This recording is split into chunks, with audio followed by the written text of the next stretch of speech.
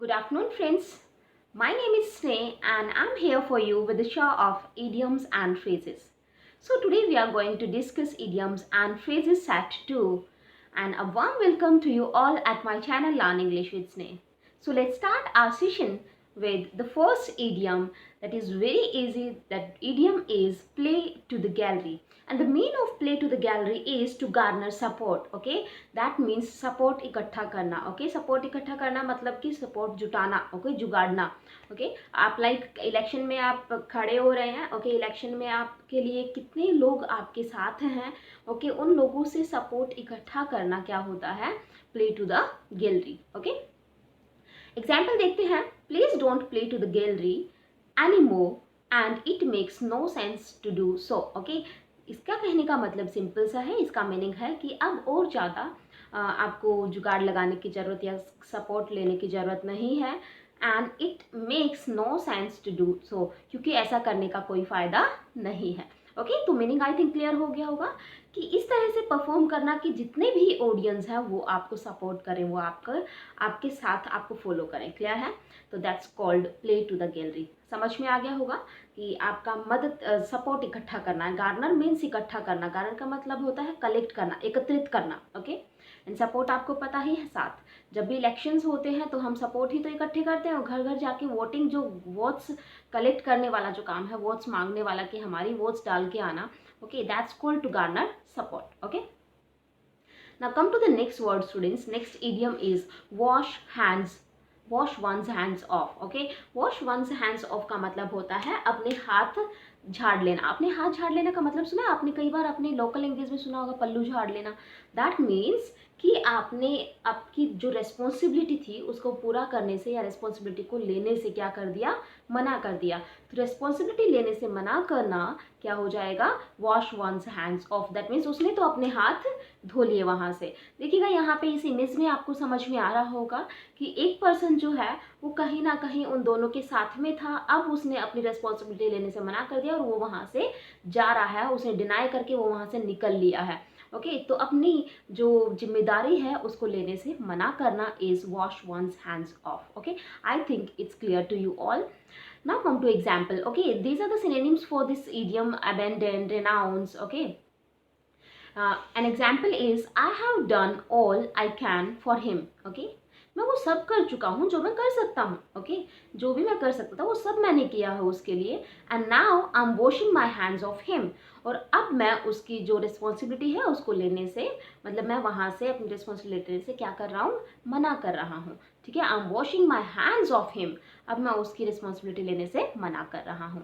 Now come to the next idiom. Students idioms को जब भी आप याद करेंगे तो देखिएगा, वॉश वंस हैंड्स ऑफ का मतलब सिंपल से आप ऐसे करते हैं ना, मैंने तो यहाँ से पल्लू झाड़ लिया.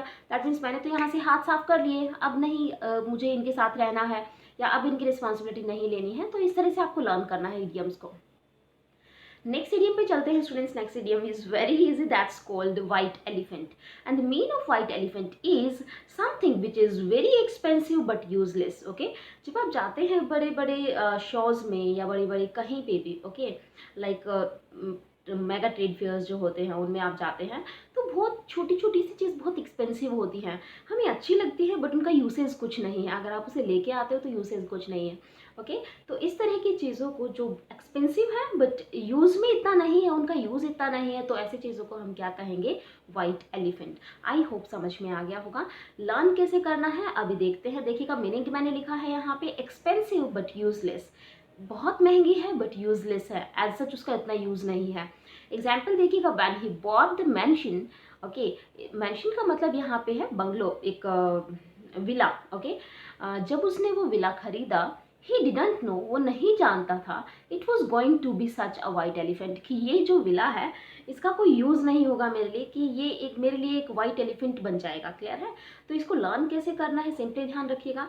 वाइट एलिफेंट बहुत एक्सपेंसिव होते हैं, लेकिन अगर हम उसे ले आए अपने यहाँ पे तो उसका हमारे लिए कोई यूज़ नहीं है. समझ में आ गया है आई थिंक. चलेगा, नेक्स्ट इडियम पे चलते हैं students. And the next idiom that you have is fools errand. Okay, fools errand का मतलब होता है एक ऐसा टास्क जिसमें सक्सेस के चांसेस बहुत ही ना के बराबर. दैट मीन्स आपने वो किया लेकिन वो फ्रूटलेस था. फ्रूटलेस का मतलब समझ रहे हैं? That is futile. मतलब कि आपने जो भी एफर्ट्स लगाए वो व्यर्थ थे, व्यर्थ में ही आपने मेहनत की वहाँ पे। ओके, तो a task that has little to no chance of being successful, एक ऐसा टास्क जिसकी सक्सेसफुल होने की चांस बिल्कुल भी नहीं है। ओके, जस्ट इमेजिन, यहाँ पे देखिएगा साइड में जो इमेज दी है उस इमेज में कुछ लिखा हुआ है, हम उसे पढ़ते हैं। बहुत इंपॉर्टेंट चीज़ है, बहुत प्यारा चीज़ लिखा हुआ है एंड आपको बहुत मजा आएगा उसे पढ़ के, हंसी भी आएगी। He went to her house to tell her he loved her. Okay, that means वो उसके घर गया उसे ये बताने कि वो उसे प्यार करता है। Okay, now come to the next line, next statement. Even though, यद्यपि हर हस्बैंड वॉज होम। ओके, यद्यपि उसके घर पे उसका पति था। ओके, फिर भी वो उसके घर उसे ये बताने गया कि वो उसे प्यार करता है। Okay, and it was a fools errand. Okay, it was a fools errand का मतलब कि ये जो था ये टोटली सेंसलेस था, टोटली फ्रूटलेस था, इसका रिजल्ट कुछ भी नहीं निकलना। अंडरस्टूड है ना? If someone is married to any other one, okay, अगर कोई किसी से मैरिड है, ओके, तो वो आपके साथ क्यों जाएगा? Got it? ओके, तो बस यही था ये। अब चलते हैं हम नेक्स्ट इडियम पे, होपफुली याद हो गया होगा, fool's errand. Next one is laughing stock. Okay, ये लाफिंग स्टोन नहीं होता, it's laughing stock. Okay, laughing stock का मतलब ये होता है स्टूडेंट्स, जिस पे लोग हंसें, जो हास्यप्रद बन जाए। ओके, जिसको देख के लोगों को हंसी आए, दैट मीन हंसी का मतलब उसका मजाक बनाए, जिसका मजाक बनाया जाता है उसे हम क्या कहेंगे? Laughing stock. क्लियर है? आई थिंक समझ में आ गया होगा। चलो देखते हैं मैंने। Something ridiculous which can be laughed upon, कुछ ऐसा अजीब सा जिस पे लोग हंसें, दैट मीन्स जिसका मजाक बनाया जाए, जो हास्यप्रद बन जाए, उसे हम क्या कहेंगे? Laughing stock. ओके, एग्जाम्पल देखते हैं। The mayor became a laughing stock. जो आपके जगह, जो जहाँ पे आप रहते हैं, आपके एरिया का जो मेयर है डिस्ट्रिक्ट का, ओके, वो क्या बन चुका है? वो क्या बना? एक लाफिंग स्टॉक बन गया कि सब लोग उस पर हंस रहे थे, या उसने जो भी किया उनकी सब चीज़ों पे हंस रहे थे। Okay, now come to the next idiom and the next idiom is bite the dust. देखिएगा, इमेज पे चलते हैं और इमेज में जैसा कि आपको दिया गया है कि एक बुल है और नीचे एक पर्सन है, बुल ने उस पर्सन को नीचे गिरा दिया है। ओके, और धूल चाटने की अगर बात करें, देखो डस्ट का मतलब होता है धूल, बाइट मतलब होता है काटना, लेकिन यहाँ पे धूल को काट तो नहीं सकते ना, तो चाट सकते हैं, राइट? तो देखिएगा अब यहाँ पे, तो धूल चाट कौन रहा है? धूल चाटा, दैट मीन्स वो डस्ट को कौन टेस्ट कर रहा है? तो डस्ट को टेस्ट अगर की बात करें तो वो पर्सन कर रहा है। ओके, तो ध्यान दीजिएगा, बुल नहीं डिफीट हुआ है, डिफीट कौन हो रहा है? वो पर्सन डिफीट हो रहा है। साफ साफ हमें दिखाई दे रही है कि जीत किसकी हो रही है यहाँ पे। विनिंग सिचुएशन में कौन है? वो बुल जो है वो विनिंग सिचुएशन में है, और लूजिंग सिचुएशन में जो पर्सन है। ओके, तो to be defeated, bite the dust का मतलब था धूल चाटना, और धूल चाटने का मतलब आई थिंक आपको समझ में आ गया होगा कि हार मानना या फिर हारना। Okay, that is bite the dust. I am not going to bite the dust so easily, मैं इतनी जल्दी हार नहीं मानूंगा या नहीं मानने वाला हूँ। Because throughout my life I have been a fighter, क्योंकि मेरी पूरी लाइफ में मैंने एक फाइटर की तरह मेरी पूरी लाइफ मैंने स्पेंड की है। पूरी लाइफ में मैं एक फाइटर, एक ब्रेव फाइटर रहा हूँ। Okay, now come to the next idiom students, to face the music. To face the music, okay, to face the music. अब इस इडियम को जब आप पढ़ोगे ना, तो इस इडियम को रीड करने से आपको बिल्कुल नहीं समझ में आएगा कि इसका मीनिंग क्या है। तो फेस द म्यूजिक का मतलब होता है स्टूडेंट्स कि जो भी कॉन्सिक्वेंसेज हैं उनको बियर करना, दैट मीन्स कॉन्सिक्वेंसेज जो भी हैं, जो बुरे परिणाम हैं, उनको फेस करना। समझ में आ गया है? आपने कोई गलती की है तो उसकी पनिशमेंट मिलना, तो उसकी पनिशमेंट को लेना, पनिशमेंट को फेस करना is also known as face the music. Okay, image देखते हैं। चलो, इस इमेज के अंदर एक थीफ आपको दिखाई दे रहा है और एक पुलिसमैन आपको दिखाई दे रहा है। ओके, तो पुलिसमैन अंडरस्टूड है ना कि थीफ को अरेस्ट करने के लिए ही आया होगा। क्यों? क्योंकि उसने कहीं ना कहीं स्टीलिंग की होगी, कहीं ना कहीं चोरी उसने की है। चोरी की है तो उसे पकड़ेगा, और उसे पकड़ेगा तो चोर को जो है उसका परिणाम भुगतना पड़ेगा, दैट मीन्स उसे अरेस्ट होना पड़ेगा। समझ में आ गया? तो आप कुछ भी करते हैं तो उसके जो बैड रिजल्ट्स हैं, बैड जो कॉन्सिक्वेंसेज हैं, consequences are always bad. Okay, तो उसके जो कॉन्सिक्वेंसेज हैं, बैड रिजल्ट्स जो हैं, वो आपको फेस करने पड़ेंगे। तो to face the bad consequence, to face the bad results और to face the consequences is known as to face the music. Okay, I hope it's clear to you all. Now come to the next idiom, and the next idiom is to end in a fiasco. Okay, to end in a fiasco का मतलब होता है students पूरी तरह से failure मिलना। पूरी तरह से फेल्योर मिलना का मतलब सब कुछ खत्म हो जाना एक तरह से। ओके, तो समथिंग प्लान्ड, आपने कुछ प्लान किया, दैट्स गोज रॉन्ग, और वो प्लान क्या होता गया, गलत हो गया। दैट मीन्स वो प्लान जो था वो आपका सही नहीं हुआ, ओके, एग्जीक्यूट नहीं कर पाए आप उसे अच्छे से, या उतना इफेक्टिव नहीं रहा, okay. And is a complete failure, और जब प्लान इफेक्टिव नहीं रहते तो अंडरस्टूड है कि फेलियर तो मिलेगा, ओके। तो पूरी तरह से हार जाना, पूरी तरह से फेलियर मिलना, एक डिजास्ट्रिक सिचुएशन जो होती है, that's called to end in a fiasco, okay. Next come to example for this idiom. Their attempts to make public disorder ended in a fiasco. यहाँ पे ended in a fiasco आना चाहिए। Anyways, there attempts मतलब जो भी उनकी कोशिशें रही to make public disorder, public के अंदर तहलका मचाने की जो कोशिशें थी, पब्लिक के अंदर पूरा कहते हैं ना कि एक केओटिक सिचुएशन क्रिएट करना, ओके। तो वो उनका जो प्लान था वो कहीं ना कहीं पूरी तरह से क्या हो गया, कंप्लीटली फेल हो गया। I think it's clear to you. Now come to the next, cold fish. Cold fish का मीनिंग होता है students unfriendly. Now come to this image. In this image we have given a girl as well as a fish, okay, and the girl looks like completely silent. completely silent understood है ना, कि जो लोग बहुत silent होते हैं वो उनके फ्रेंड्स ज़्यादा नहीं होते हैं, या उतना ज़्यादा वो लोग कहते हैं ना कि इंट्रोवर्ट नेचर के होते हैं, वो बहुत ज़्यादा बोलते नहीं हैं। और इंट्रोवर्ट नेचर के जो लोग होते हैं students, those kind of people are mostly unfriendly nature, okay. उनका जो नेचर होता है वो मोस्टली अनफ्रेंडली नेचर होता है, उनको अनफ्रेंडली पर्सन आप बोल सकते हो, वो हर किसी से फ्रेंडली नहीं होते हैं, राइट। तो अनफ्रेंडली पर्सन को ही हम क्या कहते हैं, कोल्ड फिश, ओके। ठंडी पड़ी हुई है, that means that is not active. A person which is not active, उससे हम लर्न करेंगे इसको कि वो ठंडी पड़ गई है वो फिश, दैट मीन्स वो अनफ्रेंडली है, उसके बहुत ज़्यादा फ्रेंड्स नहीं हैं। तो he rarely talks to his colleagues as he is a cold fish, okay. वो शायद ही अपने कॉलीग से बात करता है क्योंकि वो एक क्या है, कॉल्ड फिश है। समझ में आ गया होगा आई थिंक।